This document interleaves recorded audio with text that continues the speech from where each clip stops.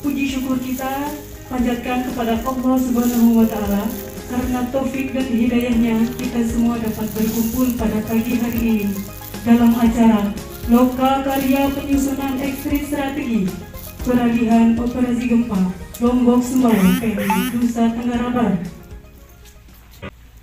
Indonesia kebangsaanku, bangsa dan tanah airku, marilah kita berseru, Indonesia bersatu.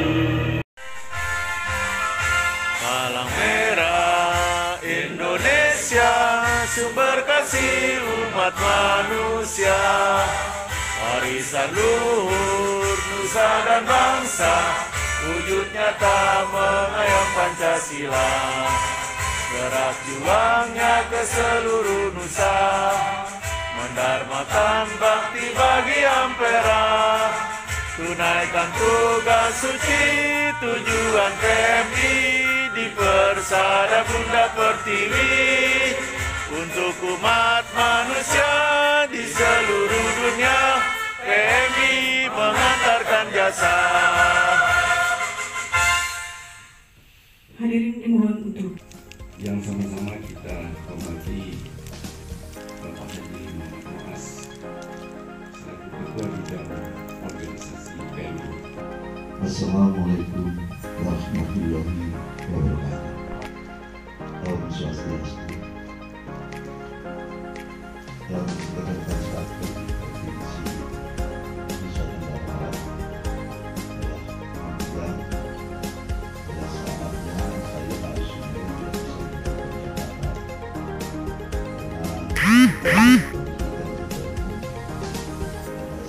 beberapa hari ini adalah melakukan perbaikan organisasi para. Baik, saudara. Penguatan dan pengembangan proses memperkuat dan mengembangkan kemampuan institusi yang sekarang sedang kita timpa hari ini, saya Pak JK dengan Sekjen, dengan kemampuan institusi harus betul-betul ditegakkan. Maka itu nanti 34 provinsi strukturnya akan sama. Dari mulai ketua sampai ke bawah itu sama. Jadi bidangnya di Papua Barat ini akan sama di Sulawesi. Jadi tidak ada perbedaan. Dulu ada perbedaan. Yang satu bikin penyatuan ini, yang satu bikin penyatuan ini. Akhirnya kita kurang kontrol. Nggak bisa tahu, gimana tuh relawan di sana pembinaannya. Ada yang bilang, oh ini. Padahal nggak dikerjain. Padahal dikerjain lain. Masa satu orang pegang itu nggak mungkin. Itu satu fungsi saja. Tapi yang berjalan dengan lancar. Sistem, mekanisme ini mempengaruhi.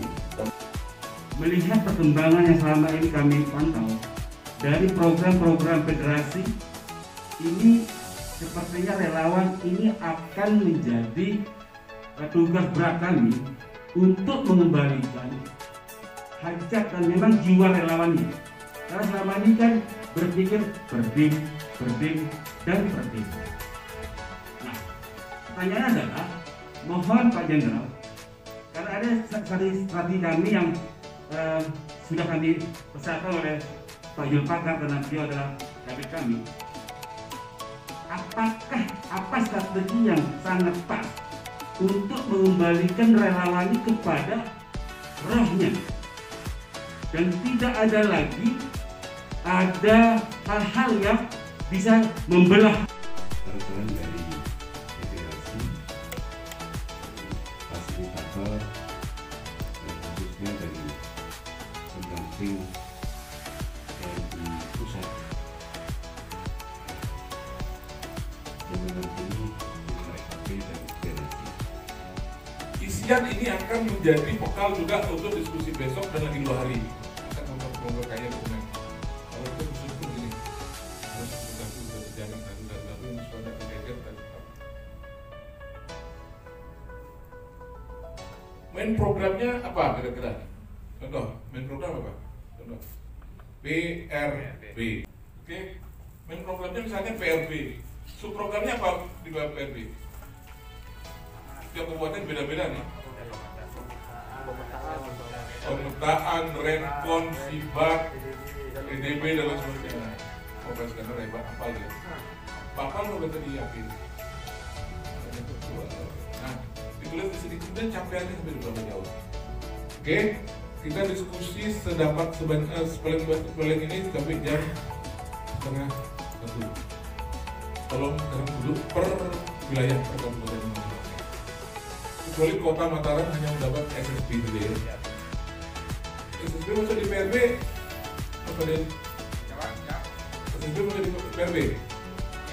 Ya, oke. Ya kan provinsi karena banyak mungkin 2 meja bisa dibantu. Nah, dia dapat tolong dibantu pengaturannya. Masing meja masing kabupaten masing-masing. Halo, pendampingnya mana nih? Ini Mbak Flo 14.30 langsung dengan akan diskusi menyampaikan secara untuk sesi Mbak Flo. apa namanya, Waktu Mbak Flo secara akan online. mulai dari Mbak Flo ini sebagai staf dari federasi. Baik, terima kasih Pak Gede atas pengantarnya. Selamat siang Bapak Ibu sekalian, saya senang sekali bisa bergabung di pertemuan kali ini. Ini adalah pertemuan yang sangat penting ya, karena merupakan peralihan federasi dan kemudian nanti akan dilanjutkan pekerjaan misalnya oleh provinsi dan juga kabupaten kota. Nama lengkapnya Florencia Malau. Saya akan membawakan seputar sumber daya, optimalisasi sumber daya yang ada hubungannya dengan keberlanjutan organisasi. Tapi sebelum itu saya mau memperkenalkan diri dulu. Nama saya Florencia Malau atau bisa dipanggil Florence. Saya bekerja di Federasi Kantor Jakarta. Saya menangani salah satu file yaitu kita sebut National Society Development atau pengembangan perhimpunan nasional. Dulu namanya OD atau Organizational Development atau pengembangan organisasi. Tapi sekarang aspeknya, elemennya menjadi lebih lebar. Ada hanya sekedar organisasi, tetapi seluruh spektrum perhimpunan nasional itu ada di file yang saya bantu dukung. Sampel dari model struktur pendapatan yang mungkin bisa digunakan oleh PMI. Di model ini ada beragam sumber pendapatan yang bisa digali, sumber pemasukan yang bisa digali. Jadi tidak hanya mengandalkan proyek atau emergency appeal ya, atau proposal bencana sebagai satu-satunya sumber. Kita lihat yang paling bawah dulu. Ini memang dibuat segitiga. Yang paling bawah itu sustainable, maksudnya berlanjut terus dengan jangka panjang. Sedangkan semakin ke atas itulah sumber dana yang jangka waktunya pendek, jadi tidak bisa diandalkan keberadaannya atau keberlanjutan. PSD atau pengembangan sumber daya, usaha untuk memperoleh semua sumber daya yang diperlukan dalam rangka membangun kapasitas organisasi. Diulang lagi itu kapasitas tadi. Melalui landasan keuangan yang kuat dan kemandirian agar mampu dan siap menyediakan pelayanan kepala dengan cepat.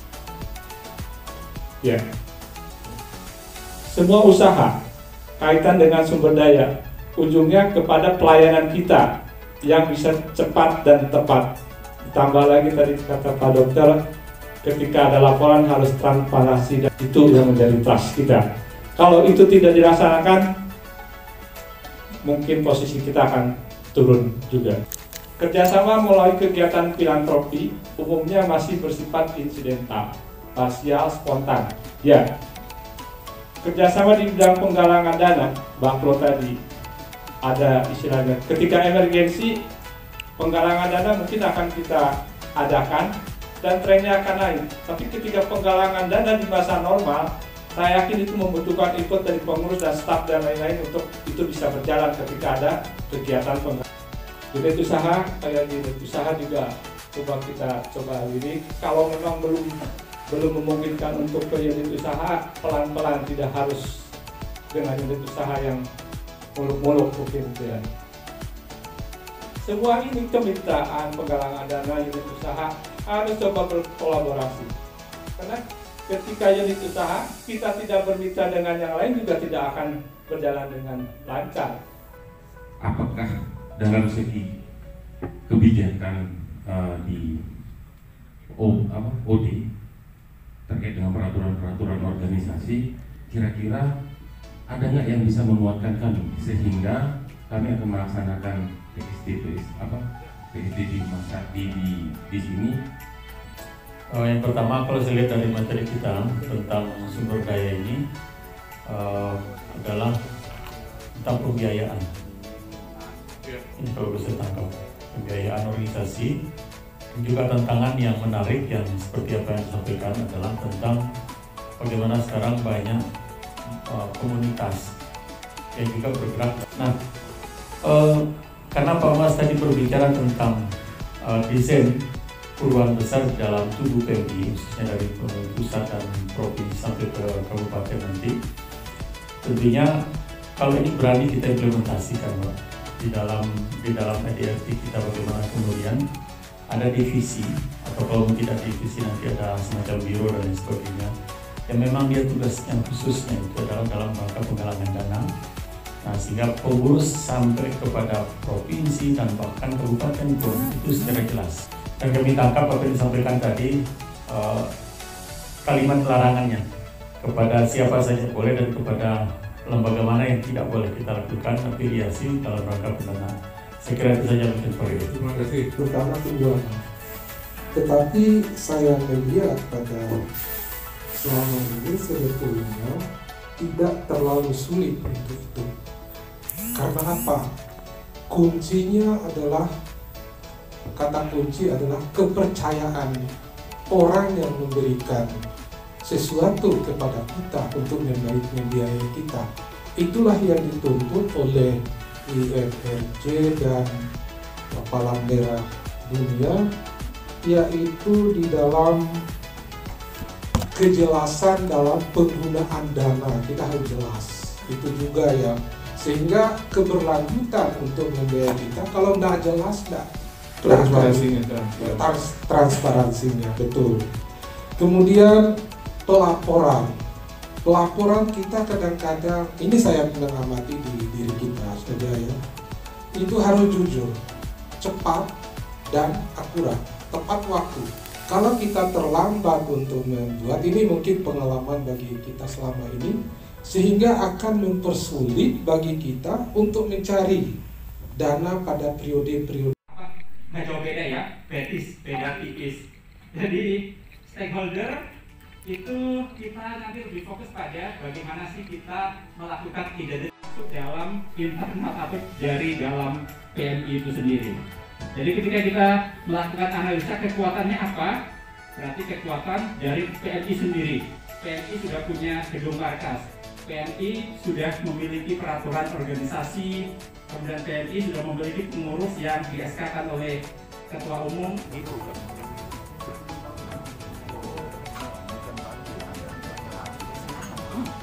Pemda atau PU di situ, atau PUPR juga bisa. Terus yang kedua, tokoh masyarakat. Di Pemda ini ada atau TD. Yang kedua, kalau di Pemda atau PU berkaitan dengan menguatkan mitigasi, baik itu mitigasi secara struktural dan non struktural. Bahkan kami di KRU mendapatkan daerah sirkuit. Kemudian SPAB. SPAB ini adalah Satuan Pendidikan Aman Bencana. Kalau di potensi yang ada sumber perindustrian. Ya, pada sesi ini kita masing-masing kelompok akan memaparkan stakeholder kedua ada Burga Desa. Burga Desa itu ada setiap yang isinya latihan lokal sebenarnya. Kita latihan hari ini. Ini juga menjadi penguatan kami. Setiap kegiatan Burga Desa selalu melibatkan analisa mitra-mitra apa saja yang bisa kita ajak dalam pelaksanaan program Indonesia dalam setiap kegiatan Burga Desa. Burga Desa ini juga yang bisa dibina oleh PMI secara mandiri melakukan pelatihan dan diri. Meningkatnya kapasitas sumber daya manusia. Demikian, terima kasih. Baik, terima kasih Pak. Timur. Kemudian ya ini ya, untuk potensi Ini fokusnya organa dan juga dukungan atau apa ya, dukungan. Baik, perwakilan Lombok Utara sama